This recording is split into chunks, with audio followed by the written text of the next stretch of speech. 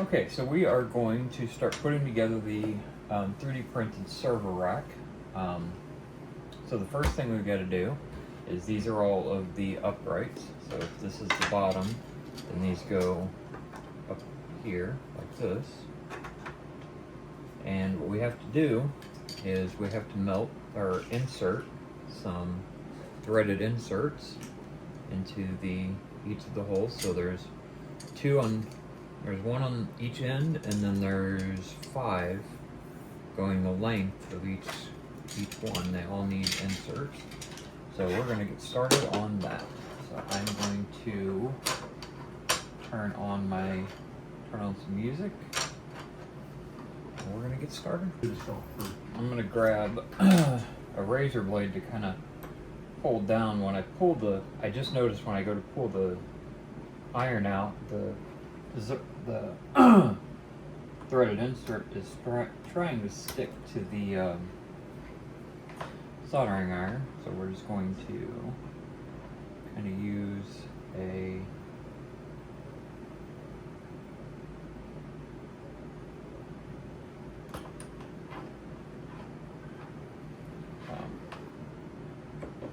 use my X-Acto knife here to kind of make sure it releases.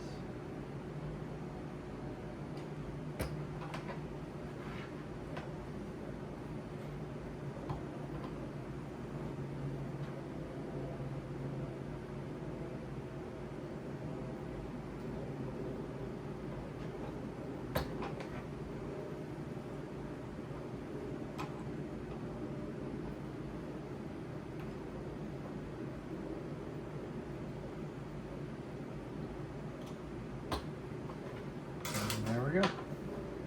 First one done. 15 more to go. So here we go.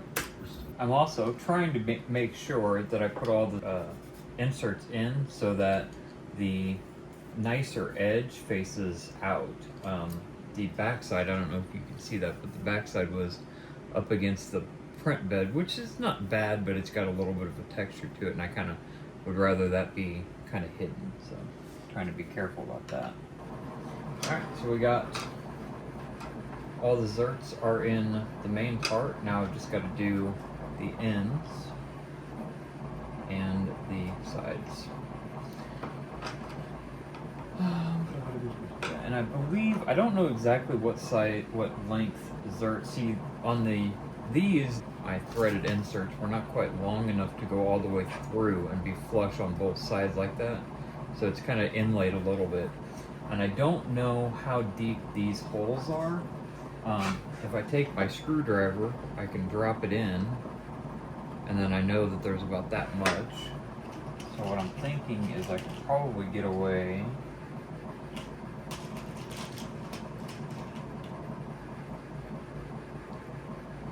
a 6mm is probably the right one. So we're gonna try one. If I mess it up, I can reprint it, but we'll try and put one of the 6mm in, and we'll see how that goes.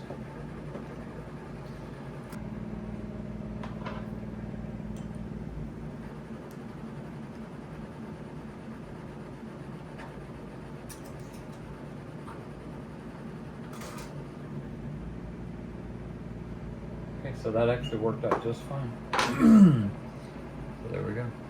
Okay, got all the ends put in. It looked like they all went in pretty good. So now, these would be for the fans. So we need to put inserts in there too. Okay, got them all in. I did not think about it at first, but because the inserts don't go all the way through, I have to be careful to make sure that the slits for the trays all line up correctly. So these two should go like this, and then these two, I believe, go like this. Yeah, I think I might have gotten them on the wrong sides. So we'll have to start assembling it and see, but pretty sure all the inserts are placed now, so I can go ahead and start putting everything together and see how bad I messed everything up. So let's go ahead and start assembly. So we've got our bottom tray. We've got our top tray. We've got one of the fan grills. The other one is printing, and the back cover. So I'm going to go ahead and I need M4 screws, which I happen to have a kit that I got off the Amazon. Like that. And then this one's going to go here.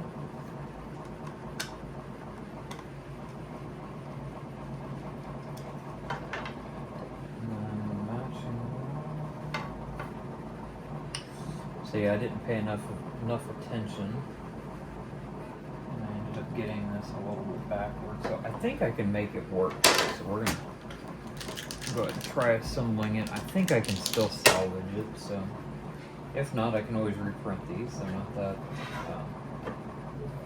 They don't take that long to print. So I'm gonna go ahead and push on here and see if we can make it all work. That's kind of annoying, but this is actually going to be mounted in our camper. This is going to be our server rack for our travel trailer. So I'm not super worried about making it, you know, beautiful, because it's going to be in the closet, out of sight. So not super worried, but still, it would be nice to have it all, you know, correct. I'm just going to put our top on. And then we need 4 more of our M4s.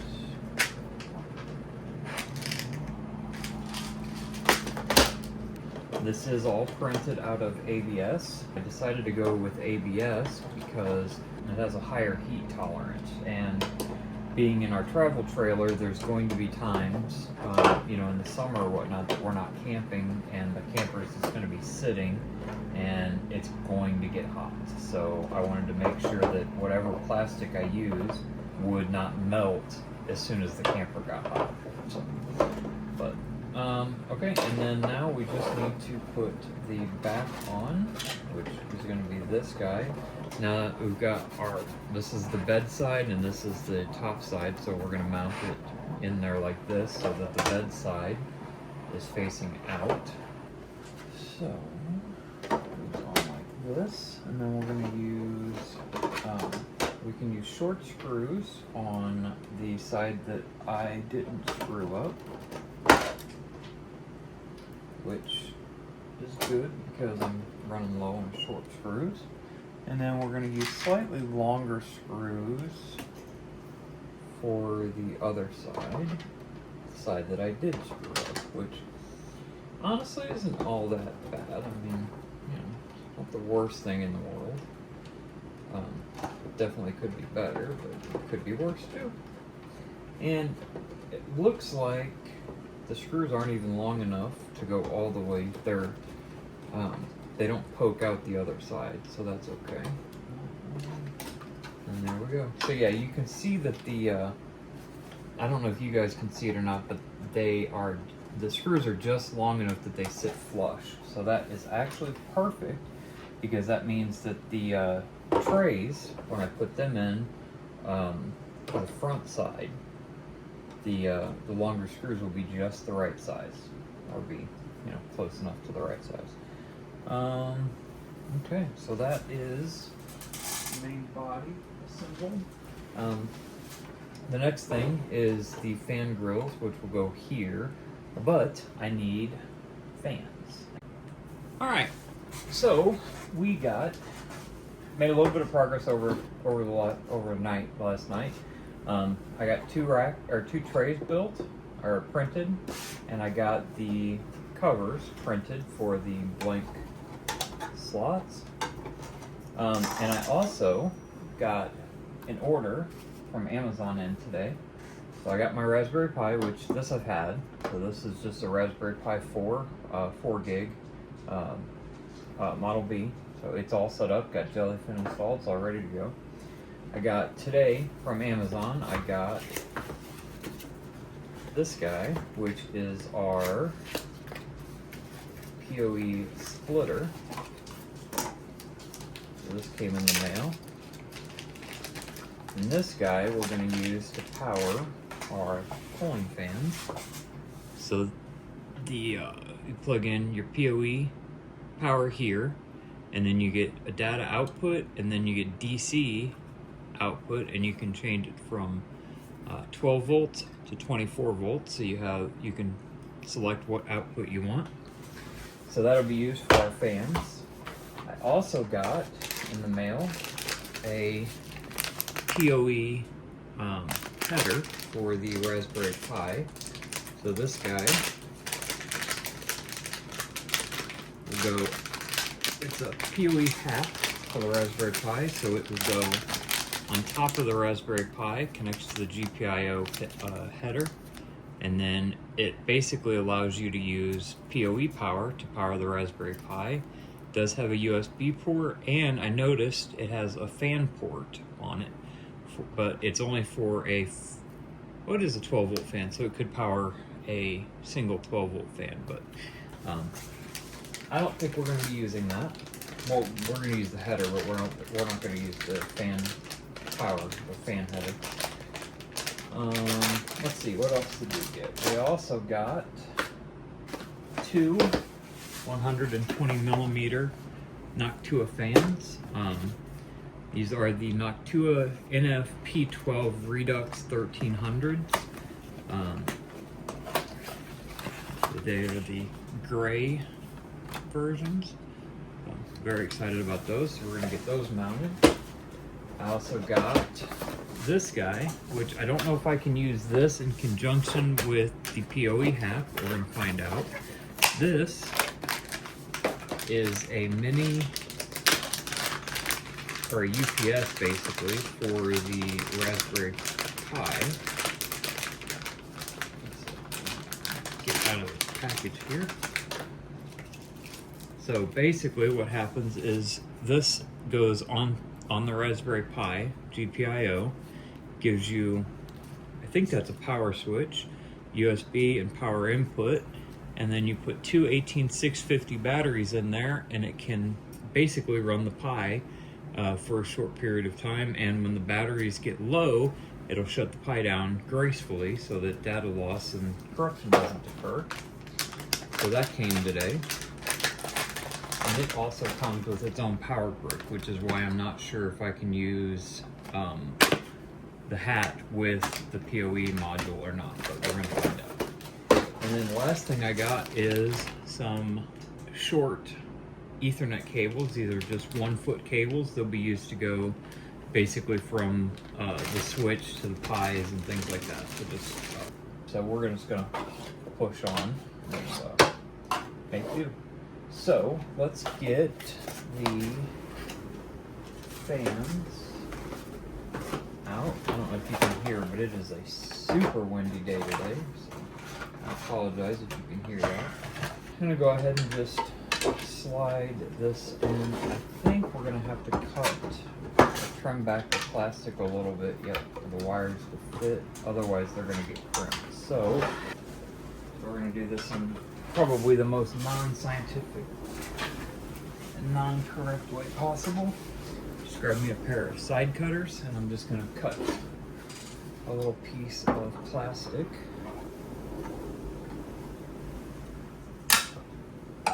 Oops.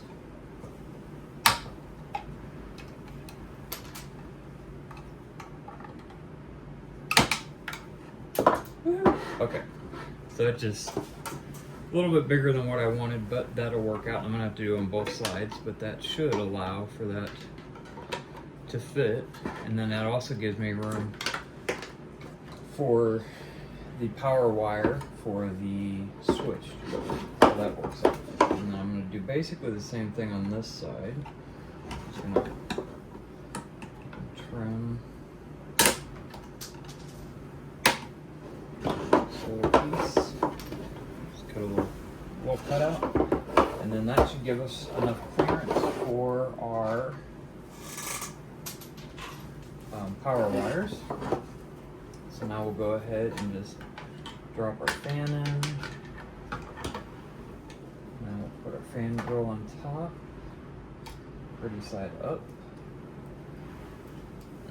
run our screw through this.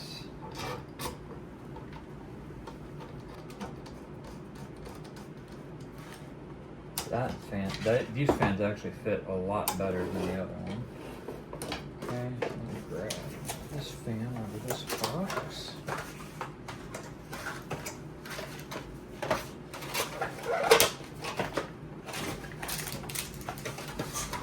These are 12-volt fans, and they only use 0.6 watts, so they should be no problem for the PoE switch to handle that with the power adapter that I bought.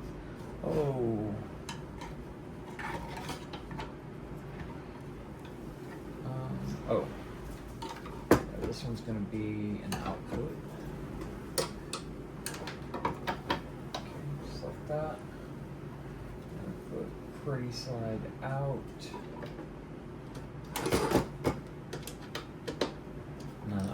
I will go ahead and put screws in the other two as well, but that's not really needed right this moment. So we're just going to kind of gently tighten down our 2 screws, and there we go. I'll need to find a joiner to join these two together. I may just cut the wires because that is a lot of wire to have at the bottom of the case. So I'll probably cut these and then just join them together.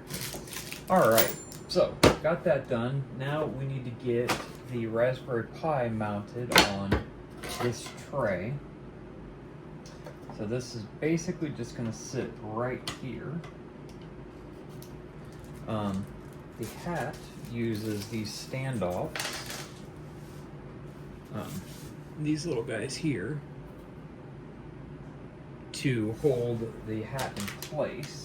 Again, okay, so basically these standoffs are just going to go in here, and what I'm going to do, I think what I can do, I need to get some of those, there's some hot glue that I had holding this Pi in place on its last project. This is one I salvaged from my old project. But anyway, so what I think I can do is use the standoff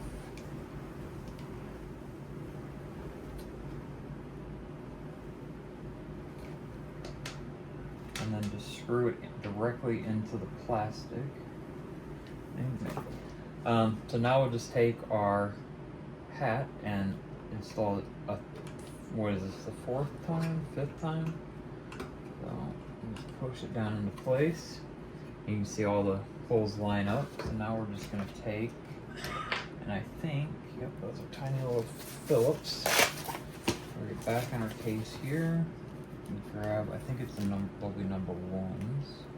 Yeah, they're number 1s. Let's grab some of the ones.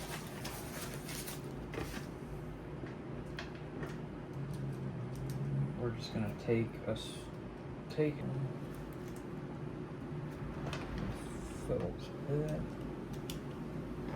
and we'll just go ahead and run these screws down to put this hat in place. Okay, that's it. So that's pretty much going to be our setup. So then we can plug our PoE back in, and the Pi should start right up. Welcome back. Okay, so it has been a few days, and as you can tell, I have basically finished the Raspberry Pi server rack. So the Raspberry Pi is in the rack, the PoE splitter is in the rack, and I've still got to add the switch in the bottom slot, and I've still got to wire the fans into the PoE splitter. So, still a few things left to do. I've decided that I want to mount this in the rack as well. This, if you can't see on it, is my HDHomeRun, which, if you are unaware, what this does is you plug in a TV antenna, like our camper has a powered antenna built in, so we just plug the coax from the camper into this, and then you plug it into the network, and then you can watch TV from, over the air using this guy. And this guy interfaces with Jellyfin, which is running on our Raspberry Pi. So that'll give us access to live TV or, you know, broadcast TV.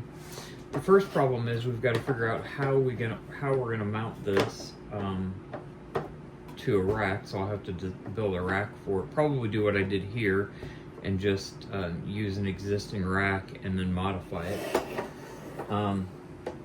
Which it looks like that rack will work just fine, so that's probably what we'll do. I also, over the weekend, I got my thumb screws. So these are M4 of varying sizes. So that is gonna we're gonna replace all of these Allen screws with a couple of these guys to make it give it a little bit of a nicer, you know, look. And then also it'll help because when we leave the camper for the weekend, we're going to take the external hard drive with us. So I'm going to go ahead and get started on building a new rack for the HDHomeRun and getting all of our thumb screws switched out. Alright, so I just told the Raspberry to shut down and it looks like it just finished doing that. So we're going to go ahead and then we're gonna go ahead and pull out the, actually I'm gonna go ahead and pull out all of the screws real quick. So, and I'm gonna go ahead and unplug the hard drive for now, just to get some wires out of my way. And then we're just going to pull all of our screws out and start putting these screws in as we take them out. There's no reason to take all of the screws out of the rack. I think these are probably going to be long enough. So we're gonna, you see that? There you go. I think those are probably going to be long enough. Now actually, I'm going to pull this tray out because I want to see if the HDHomeRun will fit on that tray. And I can kind of explain what I did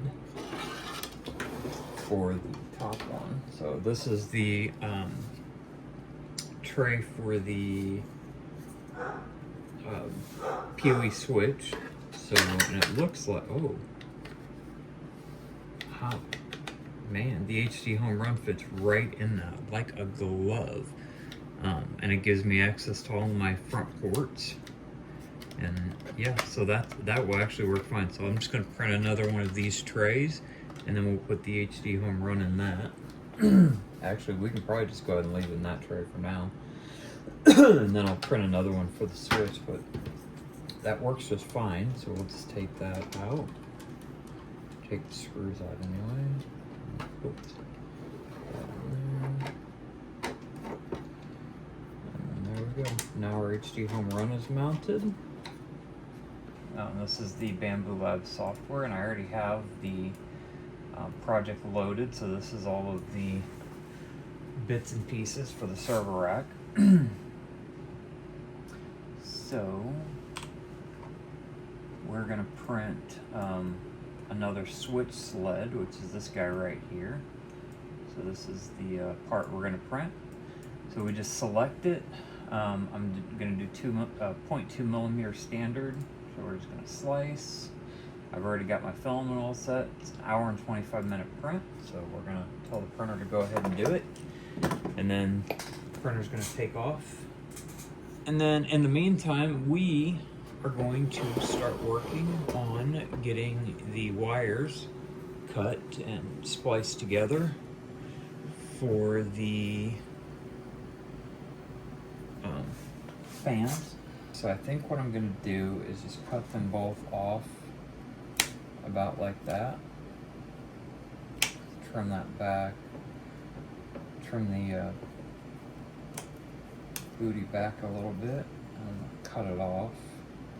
So now you'll probably notice that these fans are 3-wire because they are PWM fans. I believe that you can use just use the red and the black. Basically run them at full speed all the time, which they're silent fans, or you know, they're quiet fans. So I'm gonna separate. I'm gonna go ahead and strip back the jacket, and like I said, we're just gonna mate the wires. So we're just gonna twist them together. I'm not too worried about. Go ahead and twist our black wire together as well. And we'll take and put the black wire in, tighten down the, what's you gonna call it? Put our red wire in, and tighten down the other whatchamacallit. And we're just gonna go ahead and shove that in. And I can actually shove the wires back into the housing a little bit, so that kind of make it look a little bit nicer. And then there we go. So now, once we plug in our power, we're gonna give it PoE power again. And our fans, come on. Both fans are running. And I don't know if you can hear it, but not very loud at all. And this is gonna be in the utility closet in the camper anyway, so perfect as far as I'm concerned. That's just perfect. Hello, welcome back. So I went today, or I guess I should say I found me some double-sided tape. I'm gonna take some double-sided sticky tape and put it on the HDHomeRun to stick it to the tray, and I picked up the wife's 5-port router or 5-port switch, and we're going to double-sided sticky tape that to its tray, and then this will be ready to go. So we're just going to pull the 2 trays out that we're going to be using today. Alright, we're going to be finalizing today, I guess. I'm going to use, so all I'm going to really do is just probably put 2 pieces. I'll probably just go stick that on, and then I'll do another one at the top. Oh, like that. And then we're going to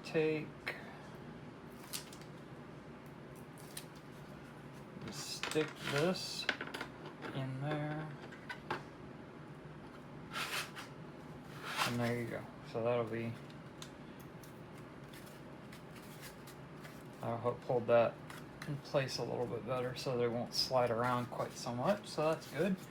And then we're also going to take and stick that in there, and then there you go. That fits perfectly. Nice snug fit, no need for tape or anything. Okay, so that works. And then this is the power brick for that switch. So this is going to get routed in the side, so there's a little access hole right there. I don't know if you guys can see that or not. Yeah, you can. So power will go in that access hole and then come down to the switch. So that should be just fine. Let's see, this is going to go in here.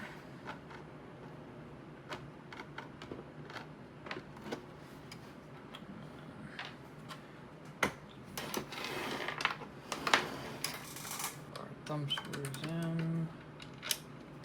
And I'm gonna have to take most of these slides out when we get to the trailer so that I can mount it on the wall.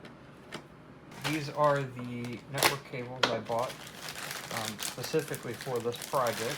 So I could go ahead and run. I'm gonna put this on 5 and then run it up to.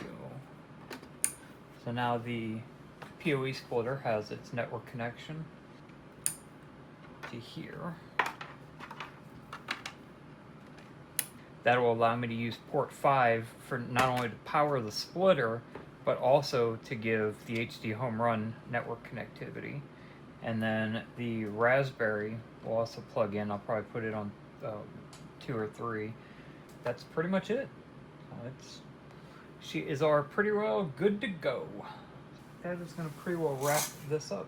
And thank you for watching. Don't forget to like, share, and subscribe. And we'll see you on the next one. Have a good one.